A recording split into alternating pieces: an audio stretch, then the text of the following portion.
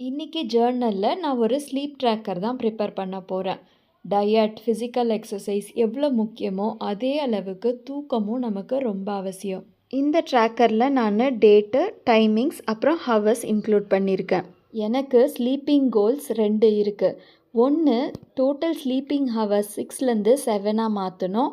அடுத்தது, நான் நார்மலாக இப்போதைக்கு தூங்குகிற டைம் 11:30க்கு மேலே. ஸோ அந்த டைமிங்கை 10:30க்கு கொண்டு வரணும். அதனால தான் நான் இந்த ட்ராக்கரில் 10, 11, 12ன்னு மார்னிங் 9 வரைக்கும் ஹவர்ஸ் இன்க்ளூட் பண்ணியிருக்கேன். அதுக்கப்புறம் டோட்டல் ஹவர்ஸும் இன்க்ளூட் பண்ணியிருக்கேன். இதை வச்சு நம்ம இது 2 கோலையும் அச்சீவ் பண்ண முடியும். நைட்டு படுத்த உடனே தூங்குறதுக்கு நான் ஒரு சிம்பிள் டெக்னிக் யூஸ் பண்ணுவேன். இது கரெக்டாக தப்பான்னு எனக்கு தெரியல, பட் எனக்கு இது ஒர்க் அவுட் ஆயிருக்கு. ஒரு நல்ல சூதிங் சாங்கை செலக்ட் பண்ணிவிட்டு நைட்டு பெட்டில் படுத்த உடனே அந்த சாங்கை ப்ளே பண்ணிவிடுவேன். இது ரிப்பீட்லலாம் ப்ளே ஆகாது, ஒரே ஒரு டைம் தான் ப்ளே ஆகும். இதே மாதிரி டெய்லி தூங்குறதுக்கு முன்னாடி அதே பாட்டை கேட்கும் போது நம்ம மைண்டு இந்த பாட்டை கேட்கும்போது நம்ம தூங்க போகிறோன்னு செட் ஆகிடும். அதனால தூக்கம் சீக்கிரம் வந்துடும். இந்த டெக்னிக் எனக்கு நல்லாவே ஒர்க் அவுட் ஆகுது.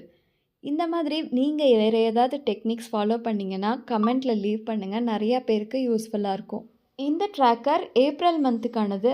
பார்ப்போம் எத்தனை மந்த்ஸில் என்னால் இந்த கோல்ஸை ரீச் பண்ண முடியுதுன்னு.